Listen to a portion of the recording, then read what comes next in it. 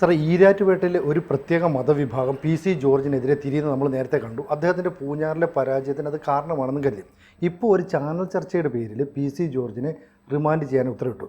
ഇതിൽ കേസ് കൊടുത്ത ഷിഹാബ് എന്ന് പറയുന്ന ആൾ പി സി ജോർജിൻ്റെ പിന്നാലെ നടന്നിട്ട് അദ്ദേഹത്തെ പൂട്ടാനുള്ള എല്ലാ ശ്രമവും നടത്തി. പക്ഷേ എന്നിട്ടും പി സി ജോർജിന് ജാമ്യം കിട്ടി. അപ്പോൾ കേസ് സ്ട്രോങ് അല്ലാത്തതാണോ അതോ ജാമ്യം കിട്ടാൻ പി സി ജോർജ് കൂടുതൽ മികവാർന്ന അഭിഭാഷകനെ വെച്ചതാണോ? എന്താണ് അവിടെ സംഭവിച്ചത്? ഒരാളെ പിന്നാലെ നടന്ന് കേസ് കൊടുത്ത് ഉപദ്രവിക്കാൻ ആർക്കും അവകാശമുണ്ട്. നമ്മളെ പീനൽ കോഡ് അനുസരിച്ച് കുറ്റകൃത്യമാണെന്ന് നമുക്ക് തോന്നുന്ന ഒരു കാര്യം പോലീസ് റിപ്പോർട്ട് ചെയ്യുക, അവരെ കൊണ്ട് കേസെടുപ്പിക്കുക, അതിൻ്റെ പിന്നാലെ പോവുക, കോടതിയിൽ ഇയാളെ പൂട്ടിയിട്ട് ബാക്കി കാര്യം പറഞ്ഞു. അങ്ങനെ ചെയ്യാൻ ഒരാൾക്ക് നിയമപ്രകാരം അവകാശമുണ്ട്.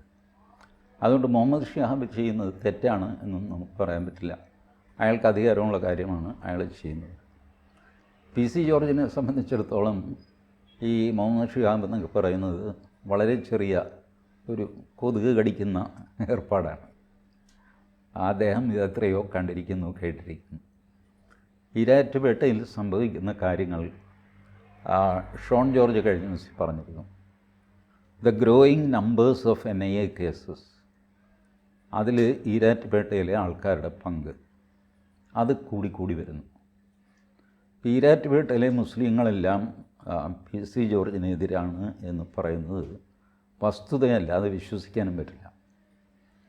ഈരാറ്റുപേട്ടയിലെ നല്ലവരായ വളരെയധികം മുസ്ലിങ്ങൾ പി സി ജോർജിനെ അനുകൂലിക്കുന്നവരാണ്. ബട്ട് അവർ ഓസിഫറസ് അല്ല, സാധാരണ മനുഷ്യരാണ്. ഒരാൾ സമൂഹത്തിൽ ശ്രദ്ധിക്കപ്പെടുന്നത് ചീത്ത കാര്യങ്ങൾ ചെയ്താൽ വളരെ പെട്ടെന്ന് ശ്രദ്ധിക്കപ്പെടും. നല്ല കാര്യം ചെയ്താൽ കുറേ കാലം എടുത്താലേ ശ്രദ്ധിക്കപ്പെടൂ.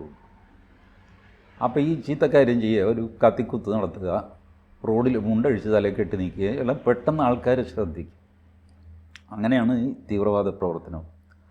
തീവ്രവാദ പ്രവർത്തനം അതിനെ ഒരു ഹീറോ വർഷിപ്പായിട്ട് കൊണ്ടു നടക്കുന്ന ആൾക്കാരുണ്ട്. ഇപ്പോൾ തൊടുപുഴയിൽ ന്യൂമാൻ കോളേജിൽ സാറിൻ്റെ കൈവെട്ടിയ ആളുണ്ടല്ലോ, ആ ആൾ ആ പഞ്ചായത്തിലെ ആ വാർഡിൽ നിന്ന് നല്ല ഭൂരിപക്ഷത്തോടെ ജയിച്ചു. ഇപ്പോൾ പ്രസിഡൻ്റുകാർ ഹീറോ വർഷിപ്പ് എന്ന് പറയും. കാരണം ഇയാൾ ചെയ്തതിൻ്റെ ന്യായാന്യായതകളല്ല നോക്കുന്നത്. ഇപ്പോൾ കൊള്ളം ഒറ്റ വെട്ടിന് തീർത്ത് കളഞ്ഞില്ല. അതാണ് ഹീറോ വർഷിപ്പ്. അപ്പോൾ അങ്ങനെ ഹീറോ വർഷിപ്പ് വഴി ആൾ കളിക്കുന്ന കുറച്ച് പേര് ഈരാറ്റുപേട്ടയിലുമുണ്ട്. ചരിത്രത്തിലാദ്യമായിട്ടാണ് ഒരു പൊളിറ്റീഷ്യൻ തിരിഞ്ഞു നിന്നിട്ട് പോടാപ്പൂല്ലേ എന്ന് പറയുന്നത്. കേരള ചരിത്രത്തിൽ ഇന്ന് വരെ പി സി ജോർജിനെ പറ്റി ഇത്ര ധൈര്യമായിട്ട് പോയി പണി നോക്കാം എന്ന് പറഞ്ഞ വേറെ ആരുമില്ല. അദ്ദേഹത്തിൻ്റെ തിരഞ്ഞെടുപ്പിൻ്റെ സമയത്ത് ഇവർ കൂവി അദ്ദേഹം വാഹനത്തിൽ പോകുമ്പോൾ, എൻ്റെ നാട്ടിൽ ആരാടാ എന്നെ കൂവാൻ എന്ന് ധൈര്യമായിട്ട് ചോദിച്ച പി സി ജോർജാണ്. അപ്പം ഞങ്ങൾ തനിക്ക് വോട്ട് തരില്ല, വേണ്ട എനിക്ക് നിൻ്റെ വോട്ട് വേണ്ടാന്ന് പറഞ്ഞു. അന്ന് വാസ്തവത്തിൽ ആ മൊമെൻറ്റിൽ BJP ഒരു തീരുമാനം എടുക്കണമായിരുന്നു. ഞങ്ങളുടെ സ്ഥാനാർത്ഥിയെ പിൻവലിക്കുന്നു. വാസ്തവത്തിൽ പിൻവലിക്കാനുള്ള സമയം കഴിഞ്ഞു, ഔദ്യോഗികമായിട്ട് പിൻവലിക്കാൻ പറ്റില്ല. ബട്ട് ഞങ്ങളുടെ വോട്ട് ഞങ്ങൾ പി സി ജോർജിന് ട്രാൻസ്ഫർ ചെയ്യുന്നു. കാരണം ഇത് രാജ്യത്തിൻ്റെ നിലനിൽപ്പിൻ്റെ പ്രശ്നമാണ്, സമൂഹത്തിൻ്റെ നിലനിൽപ്പിൻ്റെ പ്രശ്നമാണ്. അതിൽ പി സി ജോർജ് എടുത്ത നിലപാട് കറക്റ്റാണ്. അതുകൊണ്ട് ഈ ക്രിട്ടിക്കൽ ജങ്ചറിൽ ഞങ്ങളുടെ സപ്പോർട്ട് പി സി ജോർജിനാണ് എന്ന് പറഞ്ഞ് പി സി ജോർജിനെ ജയിപ്പിച്ചെടുക്കണമായിരുന്നു. അത് കുറേയധികം ചലനങ്ങളുണ്ടാകും ഒരുപക്ഷെ, എന്നാൽ പോലും പി സി ജോർജ് തോറ്റെന്നും വരും. But a message will go to the society. ഈ നോൺസെൻസ് ആരും അംഗീകരിക്കുന്നില്ല. ബട്ട് അത് BJP ചെയ്തില്ല. ഇവൻച്വലി പി സി ജോർജ് തോറ്റുപോയി. പക്ഷെ ഒരു തെരഞ്ഞെടുപ്പിൽ തോറ്റുപോയി എന്നുള്ളത് കൊണ്ട് ആ പൊളിറ്റീഷ്യനെ നമുക്ക് എഴുതിത്തള്ളാൻ വയ്യ, അദ്ദേഹത്തിൻ്റെ ജനസ്വാധീനം കുറഞ്ഞു എന്നും പറയാൻ വയ്യ. ഇപ്പോൾ സംഭവിച്ചത് കേരളത്തിലെ മറ്റൊരു രാഷ്ട്രീയക്കാരും പറയാൻ ധൈര്യപ്പെടാത്ത കാര്യമാണ് പി സി ജോർജ് പറഞ്ഞത്. അത് പറയണ്ടായിരുന്നു, അതൊക്കെ ഇങ്ങനെ തുറന്ന് പറയാമോ, അത് പറഞ്ഞത് ശരിയായില്ല, ഇങ്ങനെയൊക്കെ പലർക്കും വിലയിരുത്താം. പക്ഷേ ആ പറഞ്ഞത് കുറ്റമാണ് എന്ന് പറയാൻ പറ്റില്ല. അതിൽ ഒഫൻസ് ഇല്ല. IPC പ്രകാരം അതിനകത്ത് ഒഫൻസ് ഇല്ല ഈ പറഞ്ഞത്. ഞാനിവിടെ ഇരുന്നുകൊണ്ട് ഹിന്ദുക്കളൊക്കെ മഹാത്തല്ലിപ്പള്ളികളാണപ്പോൾ എന്ന് പറഞ്ഞു എന്ന് വെച്ചോ, അതിൽ ഒഫൻസ് ഇല്ല. ഇത് ആൾക്കാരുടെ തെറ്റിദ്ധാരണയാണ്. ഹെയ്റ്റ് ക്രൈം എന്ന് പറഞ്ഞിട്ടൊരു ക്രൈം അത് ഇന്ത്യയിലില്ല. ഹെയ്റ്റ് ക്രൈം ഒരു വിദേശ സൃഷ്ടിയാണ്. അതിവിടെ കൊണ്ടുവന്ന് എല്ലാവരും പ്രയോഗിക്കുന്നു. വിദ്വേഷ പ്രസംഗം. എന്ത് വിദ്വേഷ പ്രസംഗം? ആരോട് ഞാൻ പറയട്ടെ, ആ ടി വി ചർച്ചയിൽ PC ജോർജ് പറഞ്ഞതിൽ ആരോട് വിദ്വേഷം തോന്നുമെന്നാണ്. ചർച്ചയിലിരുന്ന ആളിന് PC ജോർജിനോട് വിദ്വേഷം തോന്നാം, അല്ലെങ്കിൽ മുസ്ലിങ്ങളിലെ ഒരു വിഭാഗത്തിന് PC ജോർജിനോട് വിദ്വേഷം തോന്നാം. PC ജോർജിനോട്. രണ്ട് വിഭാഗങ്ങൾ തമ്മിൽ വിദ്വേഷമൊന്നുമില്ലല്ലോ. അങ്ങനെയാണ് വ്യാഖ്യാനിക്കപ്പെട്ട രണ്ട് മതവിഭാഗങ്ങൾ തമ്മിൽ വിദ്വേഷം ഉണ്ടാകും. ഏത് മതവിഭാഗം? ഒരെണ്ണം മുസ്ലിം, മറ്റേതേതാ? ക്രിസ്ത്യൻ മതവിഭാഗമോ? ക്രിസ്ത്യാനികളുടെ മൊത്തം റെപ്രസെൻറ്റേറ്റീവാണോ PC ജോർജ്? അല്ല. PC ജോർജ് പൂഞ്ഞാറിലെ MLA ആയിരിക്കാം, പക്ഷേ ക്രിസ്ത്യാനികളുടെ മൊത്തം റെപ്രസെൻറ്റേറ്റീവായിട്ട് കാണാൻ പറ്റുമോ? പറ്റില്ല. പ്രത്യേകിച്ചും ആ TV ചർച്ചയിൽ സംസാരിക്കുമ്പോൾ. TV ചർച്ചയിൽ അതിനൊരു ഫോർമാറ്റുണ്ട്, അതിൻ്റേതായ ബഹളമുണ്ട്, ഒരു വിഷയമുണ്ട്, അതിലൊതുങ്ങി നിന്നാണ് സംസാരിക്കുന്നത്.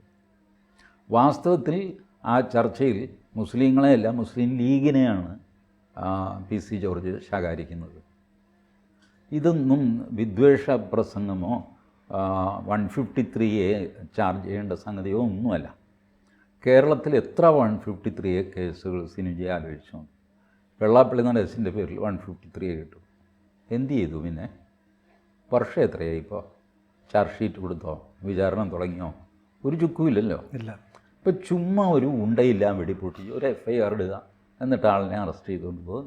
നിങ്ങൾക്ക് FIRൻ്റെ ബുക്ക് നിങ്ങളുടെ കയ്യിലുണ്ട്, പോലീസ് നിങ്ങളുടെ കയ്യിലുണ്ട്. കോടതിയിൽ പോയി കഴിയുമ്പോൾ കോടതി എല്ലാം വലിയ ബഹളമാണല്ലോ. ഇപ്പോൾ ജാമ്യം കൊടുത്തു കഴിഞ്ഞാൽ ഇത് പ്രശ്നമാകും. ജാമ്യം നിഷേധിച്ചു, ഉടനെ അത് ആഘോഷിച്ചു. 2 ദിവസം കഴിഞ്ഞപ്പോൾ അടുത്ത കോടതി ജാമ്യം കൊടുത്തു, കഴിഞ്ഞു. ഇങ്ങനെ തന്നെയായിരുന്നു വെള്ളാപ്പള്ളി നടേശനും ഹൈക്കോടതിയിൽ നിന്ന് മുൻകൂർ ജാമ്യം എടുത്തതാണ്. അന്ന് ജസ്റ്റിസ് ഭവദാസൻ അന്തം വിട്ട് ചോദിച്ചു, ഇതെന്ത് ഈ പറഞ്ഞതിന് എന്താണ് പ്രശ്നമുള്ളത്? വെള്ളാപ്പള്ളി ആകെ പറഞ്ഞത്, മുസ്ലിങ്ങൾ മരിച്ചു കഴിഞ്ഞാൽ അവർക്ക് കോമ്പൻസേഷൻ തുക കൂടുതൽ കിട്ടുന്നു ഹിന്ദുക്കൾക്ക് കൊടുക്കുന്നതിനേക്കാൾ. അതിൻ്റെ ഉദാഹരണവും പറഞ്ഞു. എന്നിട്ട് പറഞ്ഞു, മുസ്ലിമായിട്ട് മരിച്ചാൽ കൊള്ളാമെന്ന് എനിക്കുണ്ട് എന്നൊരു തമാശയും പറഞ്ഞു. കോടതി ചോദിച്ചു, ഇതിനകത്ത് എന്താണ്? ഈ മുസ്ലിങ്ങൾക്ക് കൊടുക്കുന്ന അത്രയും തനിക്ക് തരുന്നില്ല എന്നൊരാൾ പറഞ്ഞു കഴിഞ്ഞാൽ അത് അയാളുടെ ഗ്രീവൻസ് മാത്രമാണ്. ആ ഗ്രീവൻസ് ശരിയോ തെറ്റോ എന്ന് പറയാം, പക്ഷേ അതിനകത്ത് വിദ്വേഷം എന്താ? എന്ത് നിങ്ങൾക്ക് ദേഷ്യം വരാൻ എന്താ? സിനുജിക്ക് 100 രൂപ തന്നു, എനിക്ക് 10 രൂപയെ തന്നുള്ളൂ. സിനു എന്ന് പേരുണ്ടെങ്കിൽ കാശ് കൂടുതൽ കിട്ടും എന്ന് ഞാനങ്ങ് പരാതി പറയുന്നു. അതിൽ വിദ്വേഷമില്ലല്ലോ. എൻ്റെ സങ്കടം ഞാൻ പറയുക, കാരണം എനിക്ക് 90 രൂപ കുറവാണ് തന്നിരിക്കുന്നത്. ഈ വിദ്വേഷ പ്രസംഗം, ഹെയ്റ്റ് ക്രൈം എന്നൊക്കെ പറയുന്നത് ആളുകൾക്ക് ഇതുവരെ മനസ്സിലായിട്ടില്ല. അതുകൊണ്ടാണ് ഇതിലും വലിയ ഞാൻ പറയട്ടെ. ഇപ്പോൾ ബാലാസാഹേബ് താക്കറെ, പ്രവീൺ തോഗഡിയ, ഉമാഭാരതി, ഇവരുടെ ഒന്നും ലെവലിലേക്ക് PC ജോർജ് സംസാരിച്ചിട്ടില്ല.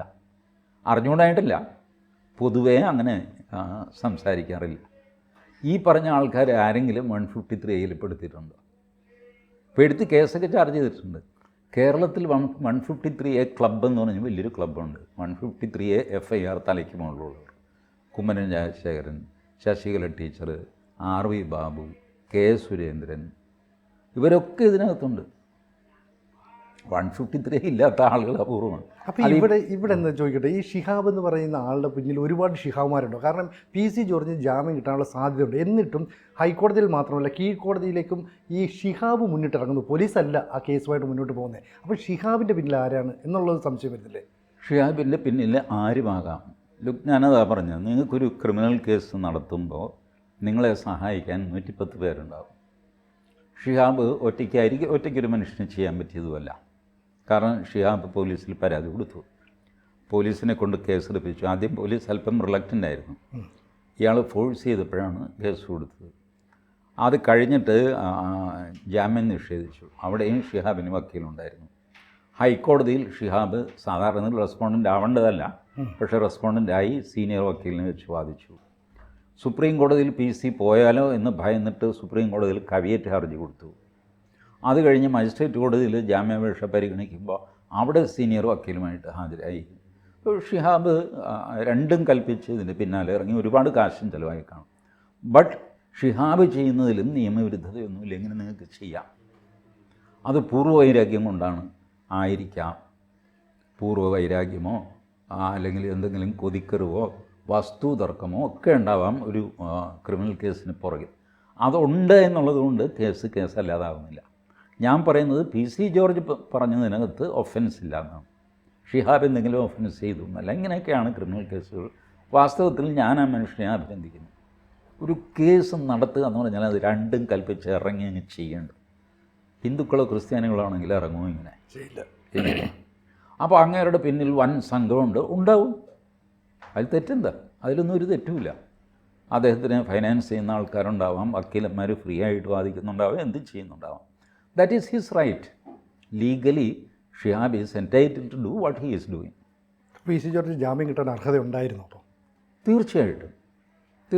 ഇത് ഈ ബഹളം ഇല്ലായിരുന്നെങ്കിൽ ഹൈക്കോടതിയിൽ നിന്ന് തന്നെ മുൻകൂർ ജാമ്യം കിട്ടുമായിരുന്നു എന്നാണ് ഞാൻ വിചാരിക്കുന്നത്. കാരണം ഒഫൻസ് ഇല്ലാന്ന് അതിനകത്ത്. ഹൈക്കോടതിയുടെ ജഡ്ജ്മെൻറ്റ് വായിച്ച് നോക്കും. ഫൈനലി കൊണ്ടുവന്നിട്ട് ഇതിനു മുമ്പ് ജാമ്യം കൊടുത്തപ്പോൾ കോൺട്രവേഴ്സ്യൽ സ്റ്റേറ്റ്മെൻറ്റ് നടത്തരുത് എന്ന് പറഞ്ഞിരുന്നു. അത് ലംഘിച്ചു, അതുകൊണ്ട് ഇനിയിപ്പോൾ ജാമ്യം കൊടുക്കാൻ പറ്റില്ല എന്ന്. ഈ കോൺട്രവേഴ്സ്യൽ സ്റ്റേറ്റ്മെൻറ്റ് എന്ന് വെച്ചാൽ എന്താ? എന്തുമാകാം. ഞാൻ പറയുന്നത് കോൺട്രവേഴ്സി ആക്കുന്നത് ബാക്കിയുള്ളവരാണ്. പറയുമ്പോൾ ഞാനത് കോൺട്രവേഴ്സി ആവാൻ പറയുന്നതല്ല.